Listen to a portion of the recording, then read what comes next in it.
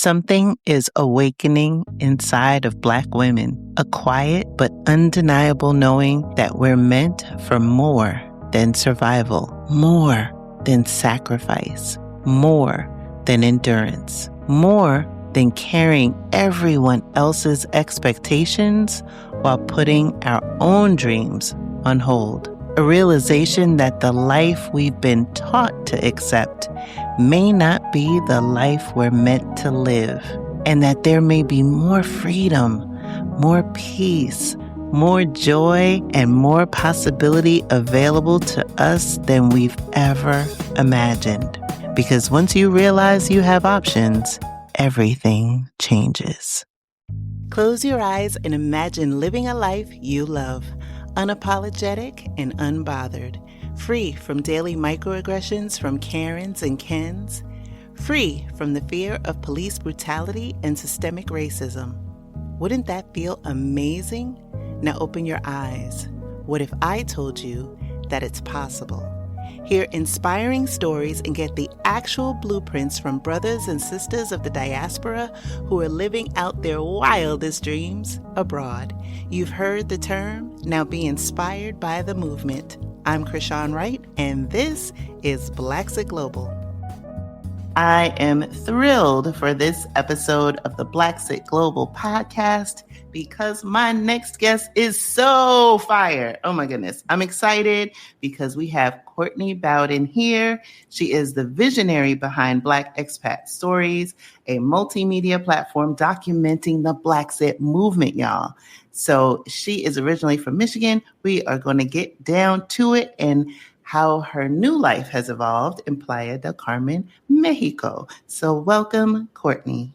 Thank you so much, Krishan. That was such a flattering introduction. Thank you for those beautiful words. I feel important or something. Because you are, my dear, you are. Oh my gosh, I love talking to you. And so it is way past time to have you as part of the Blaxit Global family and journey. So I would love it if you would share with the audience your origin story. Thank you for having me, first of all.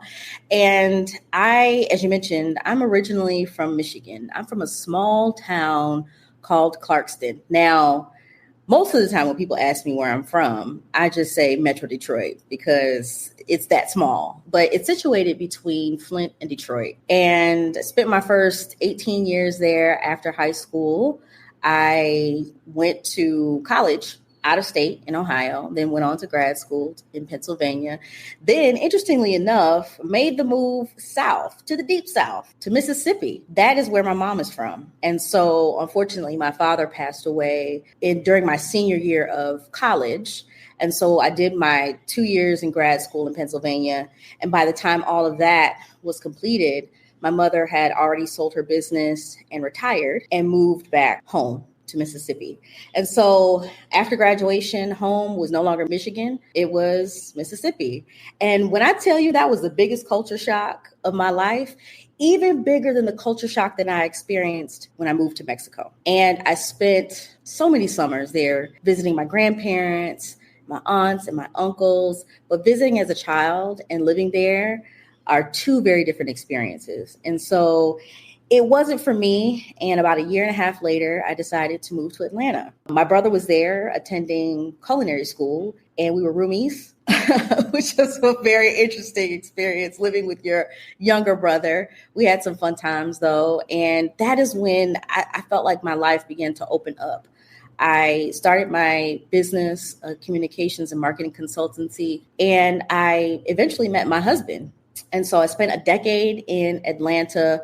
Fast forward to the pandemic, and my husband was hybrid. You know, he's a corporate guy. So the nature of his job has always been able to be done remotely, but he was doing 3 days in the office, 2 days at home, or like a Friday at home right before the pandemic hit.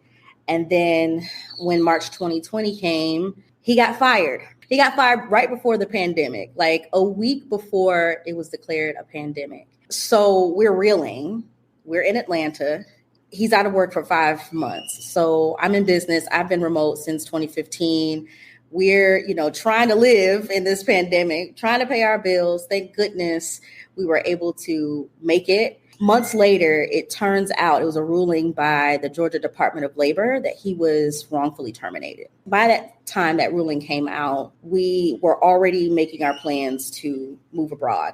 And so I don't want to fast forward through the story. It's quite the story, but we started to really have a conversation because he's out of work. We're in a pandemic. We're witnessing what happens with George Floyd, Breonna Taylor, the Black Lives Matter movement emerging. And moving abroad has always been a dream of mine. It was one of my biggest regrets not taking advantage of the study abroad program that my undergrad offered. And so I saw a window of opportunity, a small window of opportunity to really redeem myself and really make this dream of mine come true. But he wasn't initially on board. He is an Atlanta native. He loves Atlanta. And if you know any Atlanta natives, they love Atlanta. And Atlanta is a beautiful city. I really enjoyed it. That's why I stayed for so long. But all of those compounding things really contributed to my desire to just want to do something different, wanting to break out of this system that felt like the goalposts and the targets were moving constantly. Both of us, we got our educations. His mom is an educator, so she didn't play that, she made sure that her son was educated, and he had reached so many heights in his career, and he was wrongfully terminated. We don't know if it was racially motivated, but, he was the only Black guy on the team. So all of this, it felt like we were in the belly of the beast, for real. And then, I had this whisper like, man, what if we could just try something else? So by this time, he had already found a new remote role. And so once that happened, the wheels started turning. I had been working remotely since 2015 as somebody who is a self-employed entrepreneur. And really, I was just kind of waiting for him to catch up. And so once he got a taste of remote work, throughout that year-long, pandemic time, at least for us, from 2020 to 2021, he was like, oh, I'm remote everything. I'm not applying to any jobs that are not remote. So then when I brought the idea of moving abroad to him, he was hesitant at first, as I mentioned before, and he wanted some more information. It takes him some time to process big decisions, which I can really appreciate as somebody who kind of can be, I can be spontaneous and pick up my bags and go. He is more of a grounding force and is like, hey, okay, I'm gonna hear you out, but let me marinate on it and let me do some research. And we were really able to have a conversation between ourselves around what was important to us.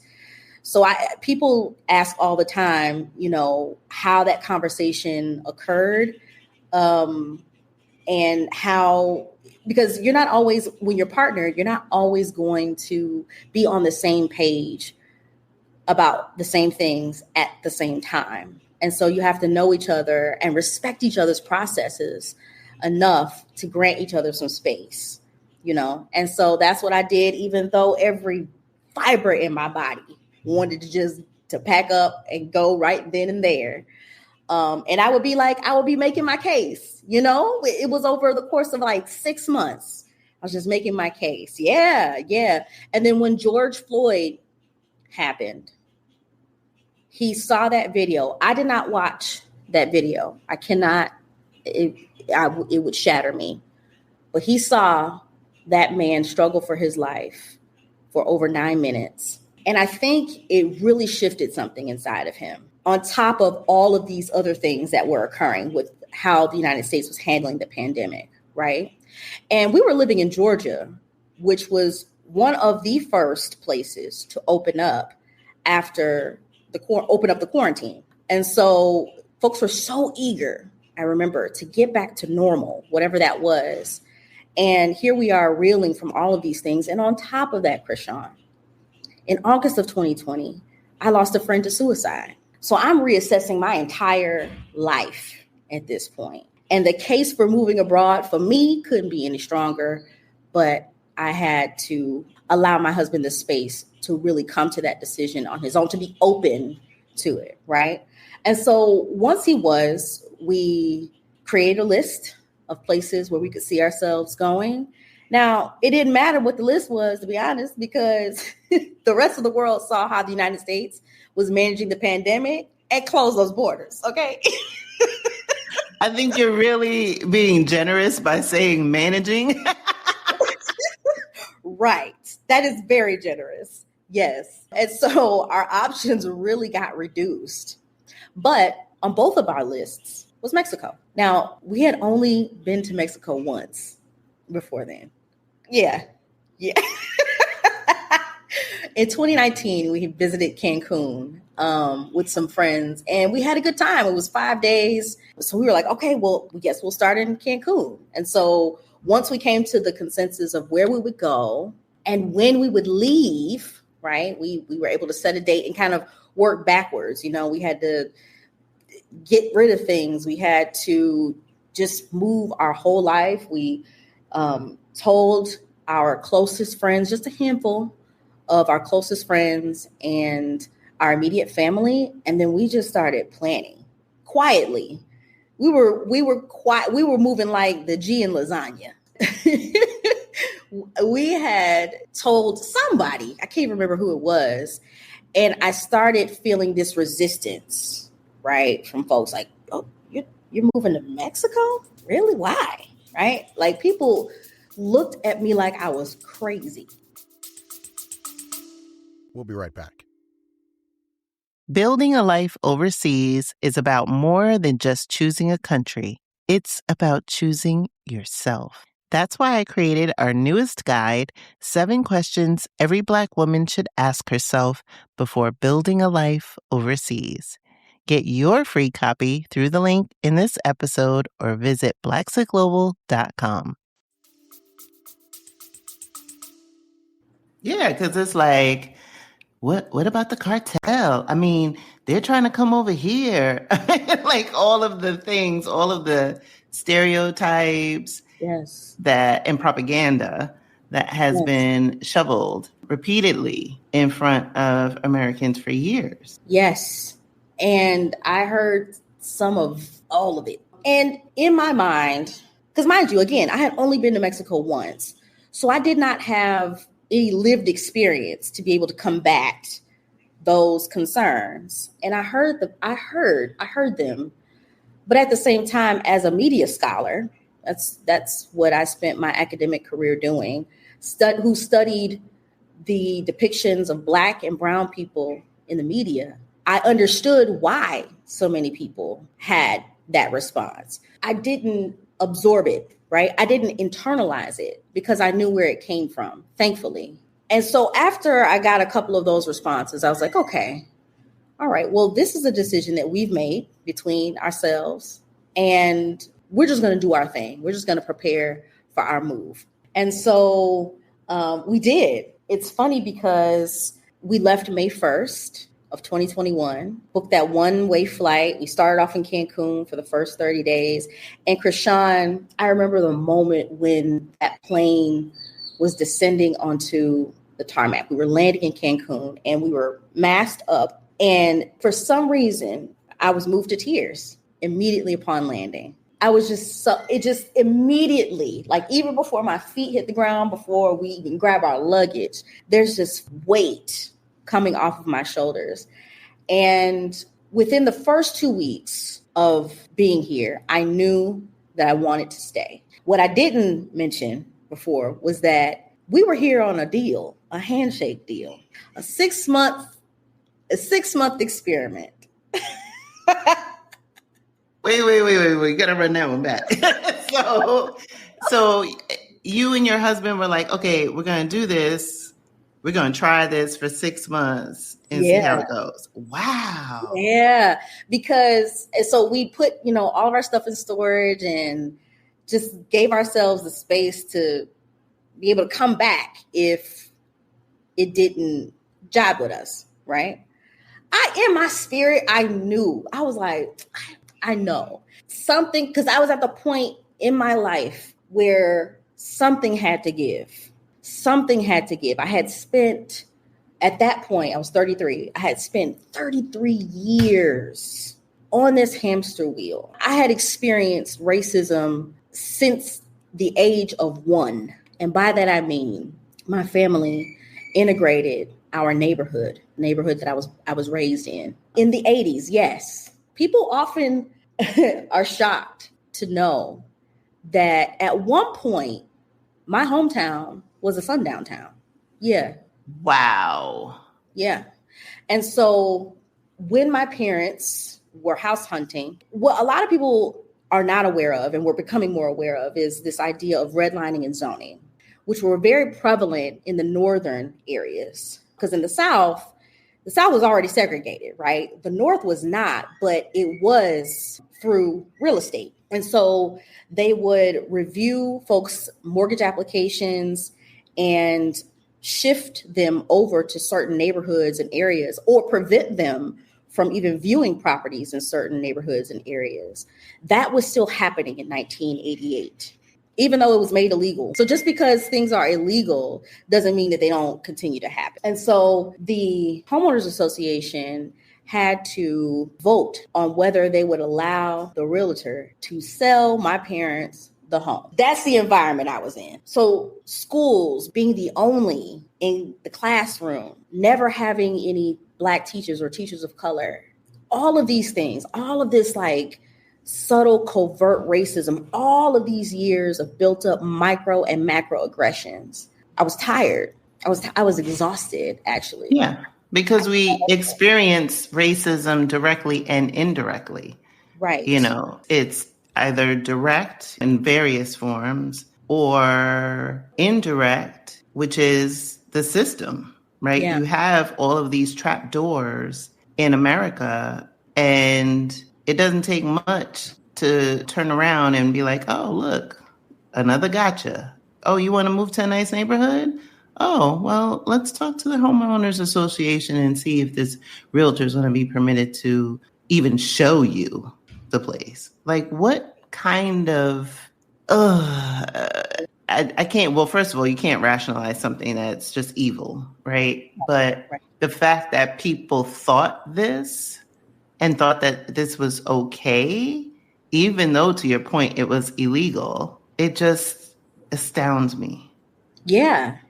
And that's really why many of these homeowners associations were even created in the first place, to subvert the legality of residential discrimination, right? And so once we moved in for a year solid, my father was harassed by the police.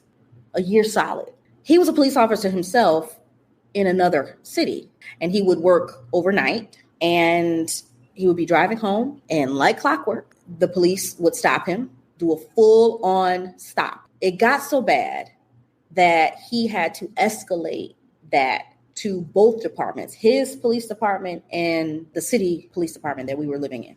All of this so we, my brother and I, could have a better education, right? So I understood why my parents made those sacrifices.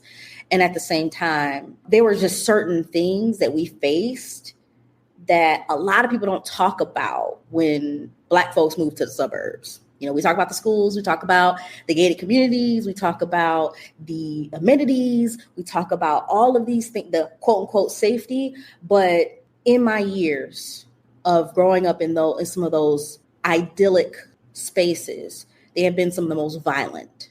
The part we don't talk about is the lack of psychological safety. Yes. Yes. The absence of psychological safety. Yes. And that's exactly, it just felt like you were tiptoeing on landmines all the time. My brother had it harder than I did in school because he got called the N-word every day in high school.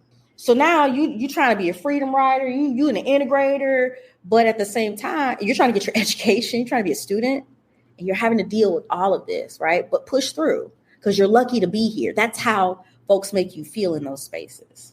And so then you are encouraged to shrink and become sort of invisible, although it is impossible to be invisible because you stick out. And I dealt with that for a long time. And I mistakenly thought that being Black and excellent, that being smart and intelligent, that being accomplished and successful, financially successful, was going to make me immune to some of these things. And I'm here to tell you firsthand that it does not. I realized by the time I reached 33 that I couldn't outrun or outperform or out-earn the very unique brand of anti-Blackness that America serves up and expects you to appreciate and clamor for. My exhaustion was very different than my husband's exhaustion. He had a very different experience than I did. So he was more optimistic about change than I was. I was very cynical because I'm like, my parents reached the height of the American dream. I've lived it. Ain't nothing to write home about, actually, in my opinion. In my most humble opinion, this ain't it. This ain't it, y'all. I even tell my friends who are raising their children, like, hey, I know that school district, those ratings are seductive, but also recognize what gets lost, right? What gets stripped. Like you mentioned, that lack of psychological safety. And therapy has been very expensive. Okay. So thankfully, my husband, even though he could not understand fully my lived experience, he empathized and he saw firsthand through George Floyd's tragic, unsensible, preventable murder, that really there were very few differences between him and George Floyd. It could have been him, right? And I think that was like a come to Jesus moment for him. And he became more open to the idea. So fast forward, we're here in Mexico. And 2 weeks in, I'm like, I love it here. He still needs to be convinced. We're like in an Airbnb for like the first month, just trying to figure it out. We just landed. We know that we need to get on the ground to really look for some more permanent housing. And thankfully, before we got there, we were able to plug into some of the social media communities, some of the communities on Facebook. And that was a great help. I mean, even watching some of your content, Krishan, on my journey encouraged me back then. So thank you so much for sharing your journey. And that's why it's so important that these platforms exist, because it is so hard to beat what you can't see. And had I not seen tangible examples of Black women and Black people doing this, deciding, hey, although I'm from the United States, I don't necessarily have to live out the rest of my days there. And there's a pathway out. I don't know. I think I might have just continued to try to grind it out. And so when I got here, I was able to rest. The pace is so different. It's the Caribbean side. So things are just tranquilo most of the time. Folks aren't in a hurry. And I have been able to truly experience levels of healing that probably would have taken me a whole lifetime had I stayed in the United States. So the first thing was the psychological safety. It's funny because there are some corner stores here. They're similar to 7-Elevens. They're called Oxos. And, you just pop in when you want to grab a snack or a drink or what have you. And I remember the first few months of being here, I would instinctively walk down the aisles and just kind of keep my little head on a swivel, because I had been so used to being surveilled. Growing up, learning, you always get your receipt. You always put your stuff in the bag. Don't leave the store without your receipt in the bag. Don't put your hands in your pocket. Don't grab anything, right? And don't grab anything and even look like you're trying to put it in your pocket. I realized that nobody was worried about me like that. They weren't watching me like that. And so slowly but surely, those layers of protection, that armor, those survival tactics that I had to learn in order to make it, they started to dissolve. And I really found myself being more present. So a lot of my anxiety really dissipated. I didn't always feel on edge. I didn't always feel like the other shoe was going to drop, or I always needed to get up and basically try to make the most out of every minute of my day. I was able to rest, thankfully. We both were able to. We eventually make our way to Playa del Carmen because we hear that the community here was more connected, right? So living in Cancun for us, now there are people that are in Cancun. Cancun is a huge city, but for us, we felt disconnected partly because we lived off of the hotel zone initially, but we happened upon Playa del Carmen because so many people in the groups were talking about this place. We decided to really focus our home search here.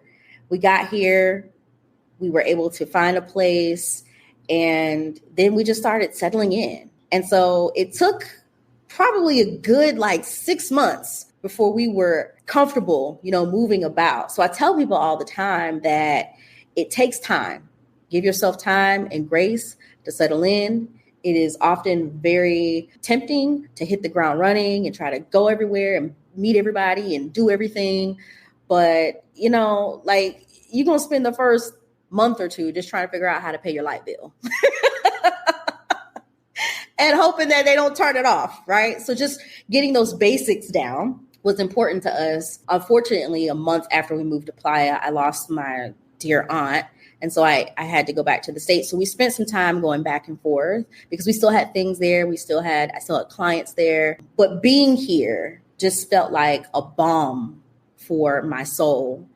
And eventually, that 6-month mark came a knocking, Krishan.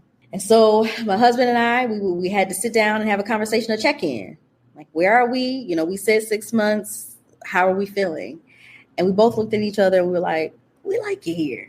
Let's stay. Let's stay a little while longer. And then eventually we applied for and received our temporary residency so that we could be here legally. And the rest is history. 4 years later, I'm still here. 6 months turned into 4 years. And it's so funny. And counting. When you talk to people who come to Playa or this region, because it's called the Riviera Maya, we often refer to this place as a portal, as a vortex. And that sounds esoteric and mystic.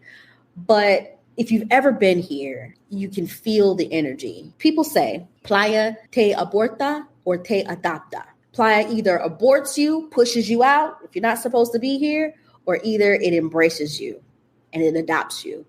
And that's what I felt like it has done for us. And that's why we've been here for so long.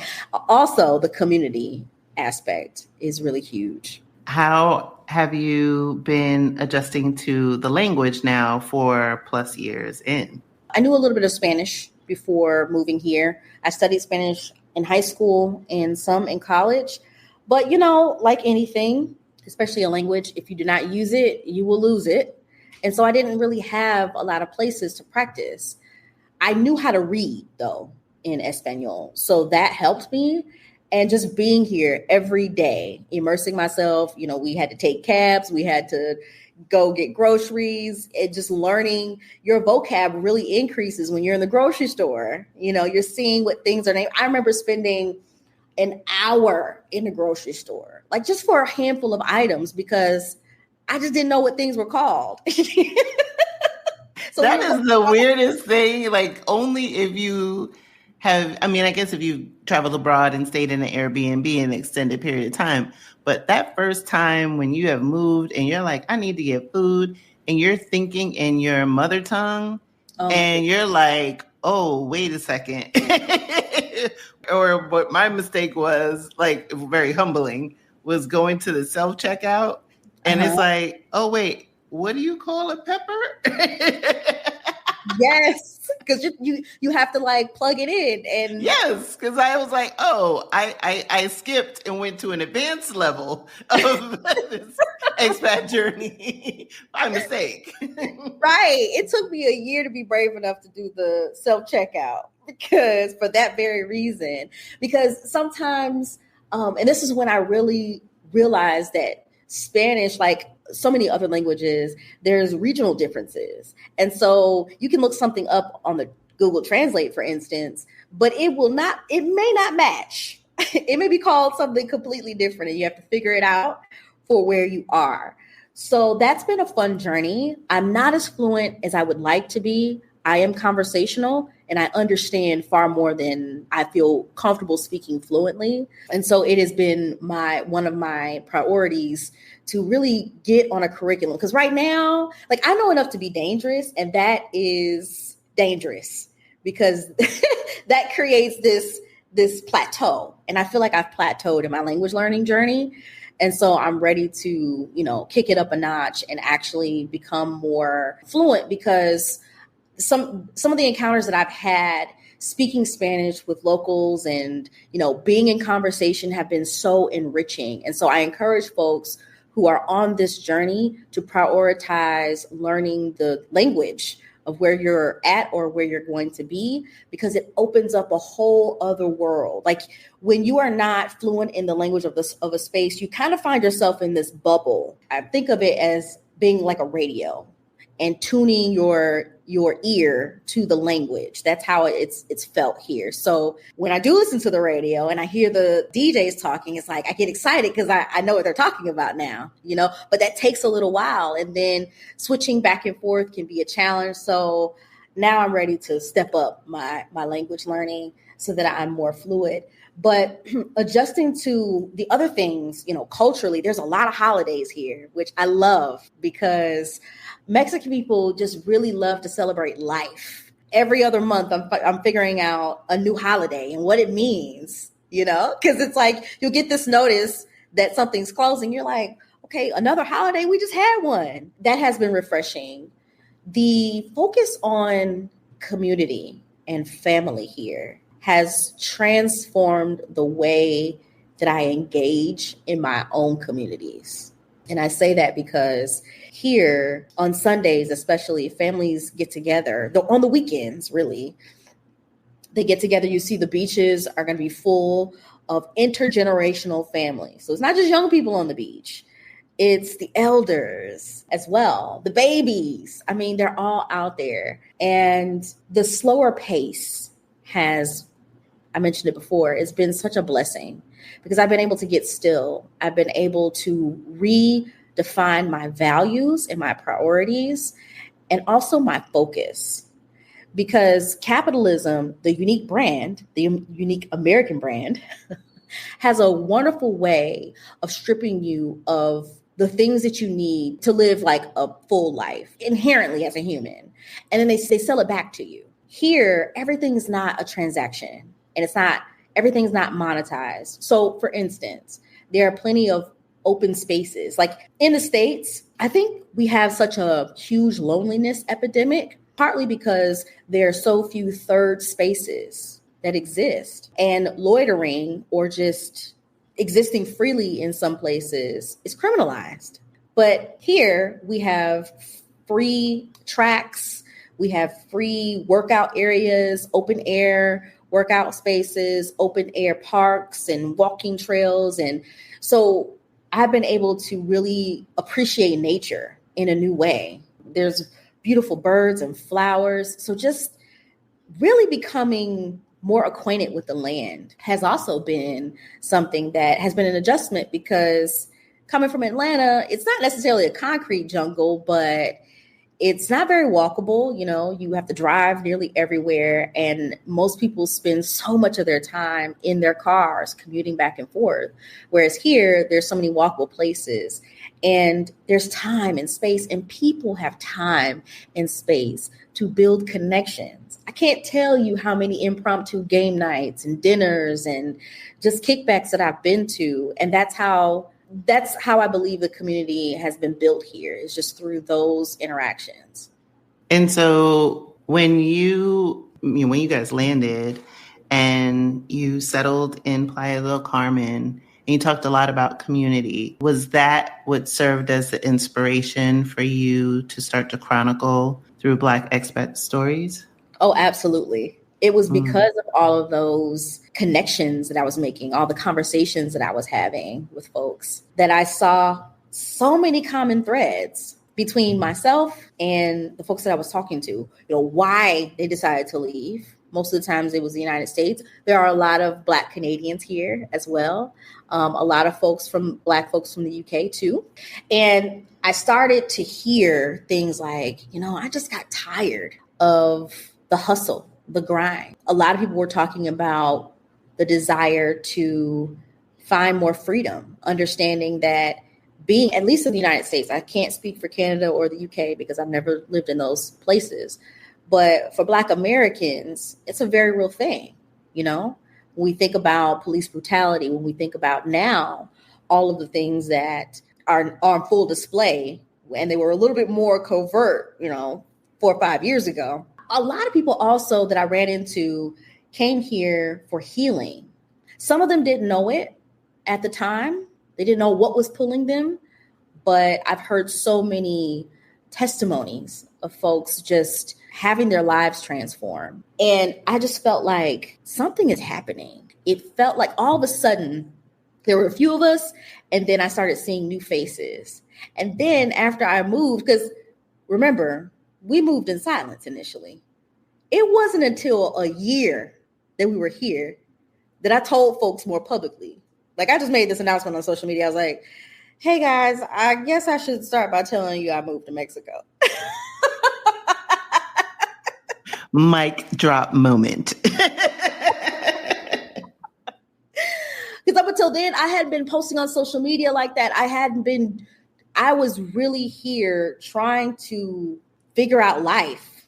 I felt like, we were starting over in so many ways, and I was trying to settle in and understand whether this was a decision that was more long-term or just temporary, And so once I made it known that I was here, I received so many questions, so many inquiries. And then I started hearing about more people making their plans to leave. And I thought, as a media scholar, as a media professional, that our stories are so necessary in this moment. Even before the 47th administration came into power, I knew when the mainstream media got a hold of what was happening, because I saw so many parallels between the Blaxit movement, what we now know as the Blaxit movement, and the Great Migration. And I said, man, it took them years to catch up to what was happening with the Great Migration. I said to myself, or thought to myself, what's going to happen when mainstream media gets a hold of this? They're going to immediately whitewash it. They're going to immediately deny the real reasons why so many of us have left and are staying gone, right? And so I didn't want our voices to be erased or silenced. I take a lot of inspiration from Zora Neale Hurston, people like Zora Neale Hurston, who thought it so necessary to document and celebrate and preserve our stories. Because what's that saying? The history is written by the hunters, right? And so as we're seeing now with all of these rollbacks, not just with DEI, but the intentional erasure of history. I'm not even going to put Black on it because it's history. We need this. We need platforms like yours. We need platforms like Black Expat Stories more than ever. And the other reason why, because I'm a history nerd, so I can talk about that all day. But one of the other reasons why I felt it was important to start sharing these stories more widely is because they were so inspirational. When I talk to people and I heard about their brave decisions and what brought them here and how they overcame so much to get here and stay, I was like, oh yeah, these aren't just sanitized social media reels, highlight reels. These are real journeys that can inspire and empower people. Because like I said before, it's hard to be what you can't see. And on top of that, as a media scholar, as somebody who thinks it's important to for us to have more humanized and multidimensional, multifaceted portrayals of Black people in the media, which we do not have enough of. We have more than ever, but not nearly enough. I thought that this was a wonderful opportunity to put our humanity on full display, right? We often talk about Black excellence and people living their best lives. That's beautiful, yes. But at the end of the day, we're all human. And what I've found throughout all of these stories that I've been able to capture and share is that we all want some of the most basic things. We want freedom to be, we want to belong, and we want to heal. We want the space to just be our best selves, to show up as the people that we know that we can be, that we are and we can be. And so this journey has been such a blessing because it amazes me still that people trust me with their stories. And being a storyteller in this way has, again, changed the way that I even engage in community. I'm just really excited and thankful. That pull to leave brought me to this space because I couldn't have seen all of this. Black Expat Stories would not exist had it not been for the decision to take a leap of faith. And I didn't know what was on the other side of that leap. I was very nervous, but I was always sure that this was what I was supposed to be doing. And I often say that when we make a decision, God, spirit, universe, whatever you believe in, aligns things so that they fall in place so that you can continue to take those steps. And that's what this journey has been like. It's so powerful. And as you sit there now on the other side, and you did this move in 2021, we're now in 2025, 45 is now 47. And at the time, I think when you left, nobody could foresee, all of this happening. I would think you would agree with this. I'm very grateful that I listened to the whispers in the wind from the ancestors and I trusted it, because so many times when you're living in the United States under the regime of capitalism, under all of the propaganda, all of the lack, as we mentioned before, psychological safety nets, all of those things, it's hard to trust your gut because you're contorting yourself, you're putting on masks, you're playing small. And now being able to take full breaths, to spread your wings, to be inspired by any and everything around you, to connect with humanity in a more meaningful way. All of that said, how does it feel to now look back at the country that you left, given where it is today? That is such a good question, Krishan. I look back and feel grief, interestingly enough. I grieve the state that the United States is in. I grieve even my own fantasies of what I thought it could be at one time. And I think that piece is important too. But allowing myself to grieve my fantasy also helped me release myself from that. I am angry. I'm furious because it doesn't have to be this way. And now more than ever, I understand what James Baldwin meant when he said that to be Black and American is to be in a rage almost all the time. When I left in 2021, I was so enraged. I was so enraged that I thought I was going to be consumed by my anger. And having left, I have a different vantage point. I also feel sadness. I feel sadness and I empathize with folks who are still there. And I'm not saying this from a place of feeling like I'm not impacted by any of these things that are happening, because I am. I'm still an American. But it's different not being right smack dab in the fray. I am disappointed. And I know that is an interesting thing for some to hear. But at one point, I really had expectations. I had high expectations of my country. And disappointment only happens when you have expectations. I'm not afraid to say that I had high hopes. In 2008, I was 20 years old. I was in college. I was optimistic. We had the first Black man in the White House. Like, you couldn't tell me nothing. Now, with more space and just looking at how things have unfolded and how the pendulum has swung so far over, I see my country for what it is and for what it always has been. And that does come with grief and sadness and frustration and anger. Yeah, how can it not? In our lifetimes, we've experienced so much. And even the past 5 or 6 years, right? From COVID-19 to 2025, it feels like we've lived several lifetimes in that short period of time. Yes, it does feel like we have lived so many lifetimes. Now, these days, interestingly enough, I take heart in the righteous indignation that some folks are expressing. We just saw Cory Booker break Strom Thurmond's record for the longest speech on the Senate floor. And Strom Thurmond was, a racist who spent 24 hours fighting against civil rights. He was gross. Now that we're at this point where it is undeniable for so many people, because it's impacting so many more people, my hope is that we will stop nibbling along the edges of what really is at the root of all of this. And I stand 10 toes down in saying it is anti-Blackness. And unless and until we hear more of our elected representatives, more of the people that we have pedestaled as influencers talk directly about that, then I don't know. Like, I feel like, where are we going to go and what are we going to do? I also feel a lot of uncertainty. Like, I can't even call it. It seems like every day there's something new. There's another headline. There's another announcement, like ridiculous announcement. So I feel a mix of emotions. But like you mentioned before, like you, I feel eternally grateful that I did listen to that call to leave.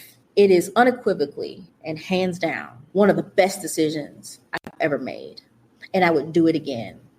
The only regret that I have is not doing it sooner. But I also recognize that everything happens in its own divine timing. And the way that this move happened for me has been nothing short of divine.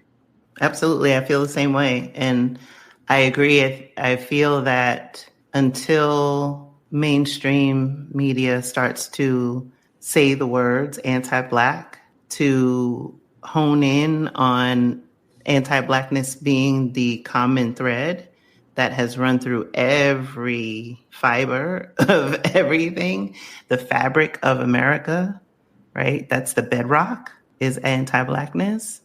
And I want us to get to a place where we don't have to thrust our bodies to save something that is, one, operating as it was designed to, two, flourishes at the mere sight of us exhausting ourselves to save it from itself.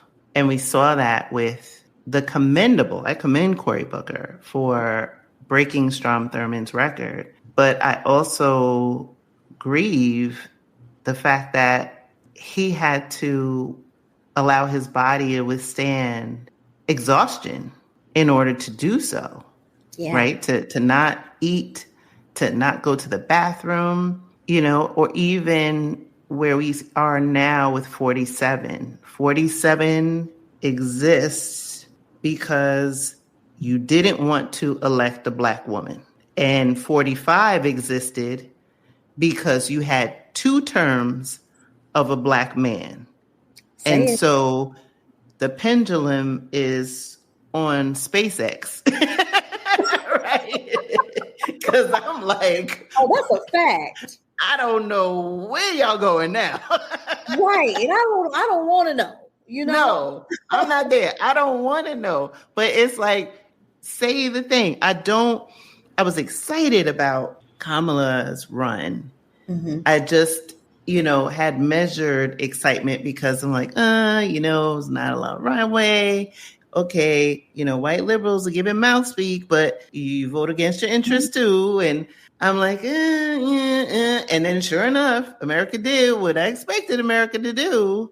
And literally, she called it. She said he's going to be a dictator on day one. He's going after Medicare. Everything she said has come to pass. And especially with him denying Project 2025. I have nothing to do with it, but you following the playbook. And so why aren't you talking about the fact that Vice President Harris had said all these things that have, in weeks' time, have come to fruition and then some, and ignore that it's misogynoir? I've seen things, people talk on the internet about, does she run again? And Black people should come out and protest. But nah, y'all did this. We shouldn't do a damn thing but rest. We shouldn't do a damn thing but heal. We shouldn't do a damn thing but focus on ourselves, because I don't want her to be out there again to be the cleanup woman, right? Because whenever they mess something up, we come up to clean it, and then we don't get any of the credit, any of the appreciation.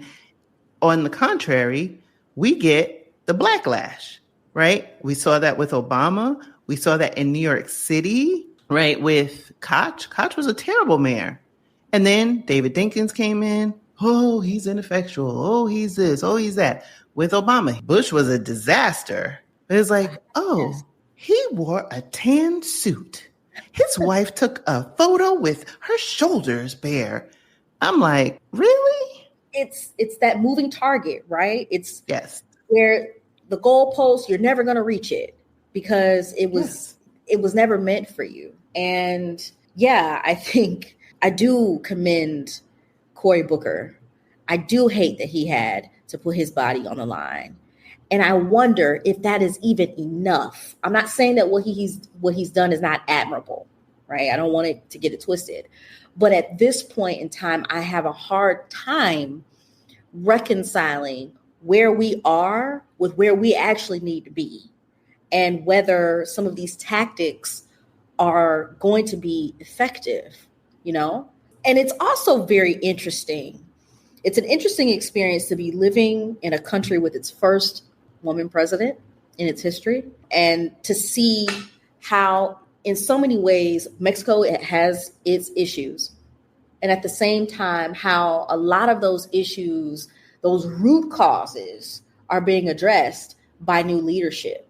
President Claudia Sheinbaum Pardo has declared that the indigenous people were here even before the Spaniards. What that does for a lot of the indigenous and Afro-Mexican communities is shines a spotlight on their existence, right? Because it wasn't until 2020 that Afro-Mexicans were even included on the census. So to see how in her short time, because she got inaugurated in October, those sweeping changes, how she's offering women over the age of 60 who spent their golden earning years taking care of their households, getting a pension now.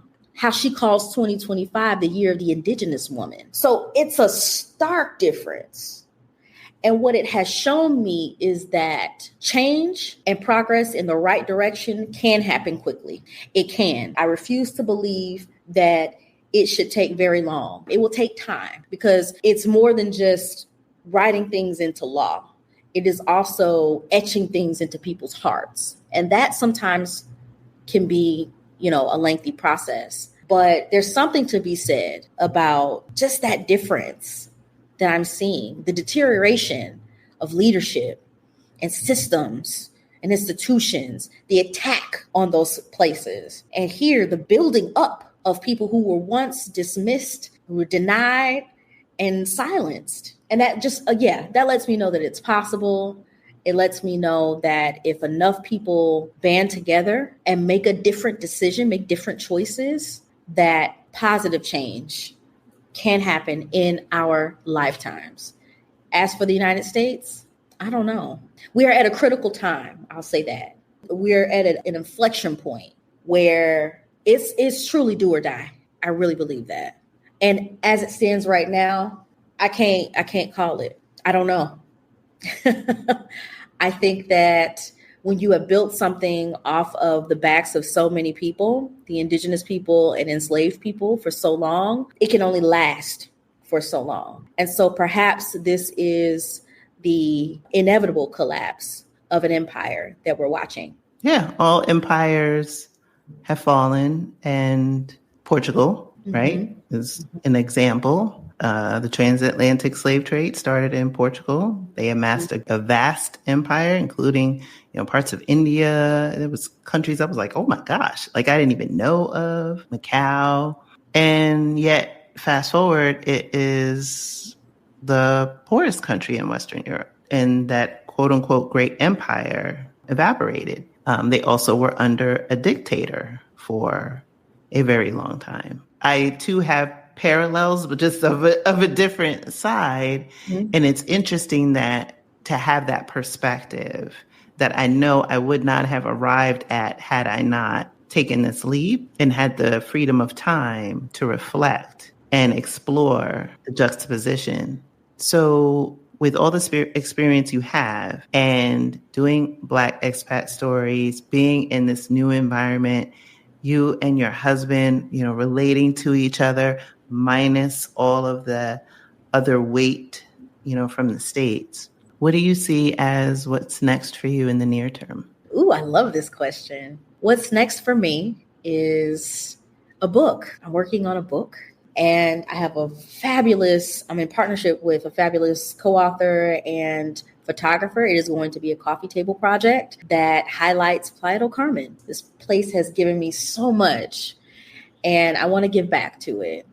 And we are highlighting Playa del Carmen's newest residents since 2020.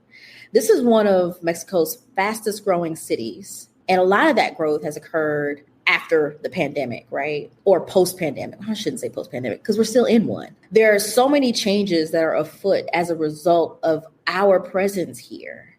When I got here, I didn't realize there were so many Canadians, there were so many Europeans, in addition to Americans. I knew a lot of Americans were here because we share a border. We're not just highlighting these new people, we're also talking about the impact that we have here, the rapid development, the gentrification. What does it look like to be the second or to be one of the fastest growing cities in Mexico? But how do we preserve the ecology? So many people come here from all over the world because we have some of the most enviable coral reefs. So a lot of scuba diving occurs here. The natural beauty is stunning. But what happens with rapid development is some of that beauty gets snatched. And my co-author and I really want to encourage people to migrate mindfully. Migration is inevitable. I never want to demonize folks for moving around because we have done it since the dawn of time. My invitation to people is to do so as a conscious global citizen and recognizing the ways that we can impact a place, even without knowing it and even without, negative intentions.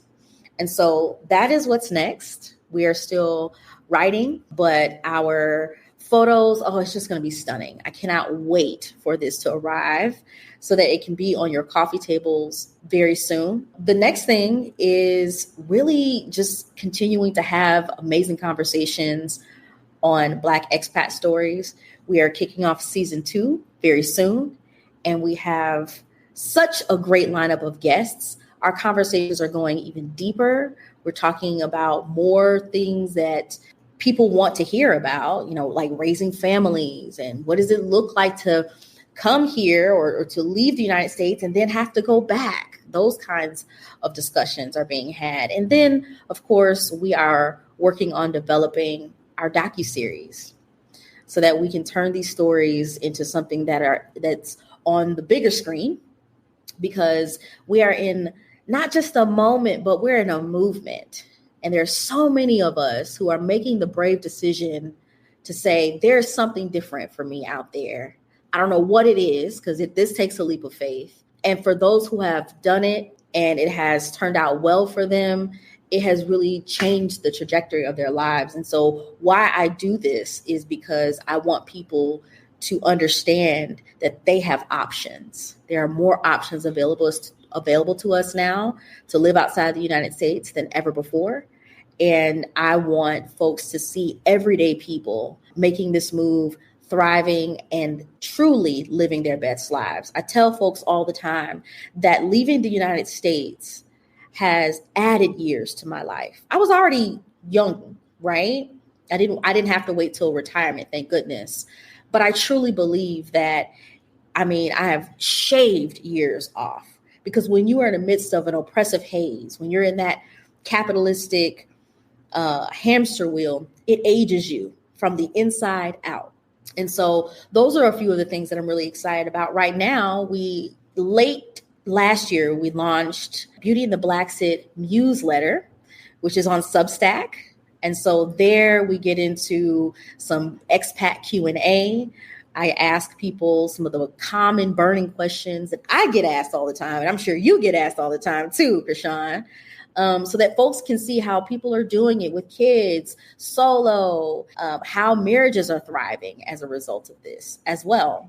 And I also have a little mini series called The Layover over there, where I take people behind the scenes to see how we are making Black Expat Stories, not just the podcast, but also the docuseries. Wow, all exciting things. And gosh, I am, first of all, happy for you. And I look forward to seeing all of this come to life and fruition. So as we close, Courtney, where can people find you? Oh, you can find me. We can visit blackexpatstories.com to start watching some of the most riveting stories about international living as told by Black expats and immigrants. You can find me on Instagram at the Courtney Bowden. You can also follow Black Expat Stories over on Instagram and TikTok, and we're at Black Expat Stories everywhere. I encourage people, because these social media algorithms are getting so funky now, to join our global community. You can visit blackexpatstories.com/newsletter so that you won't miss another episode or another exciting update.